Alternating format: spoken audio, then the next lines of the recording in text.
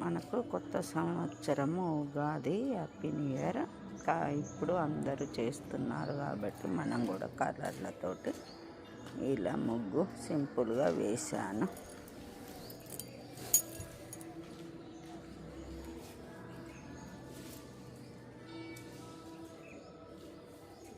దేవుడి దగ్గర అష్టదళ పద్మము ఈ విధంగా వేసి కలర్ నింపాను.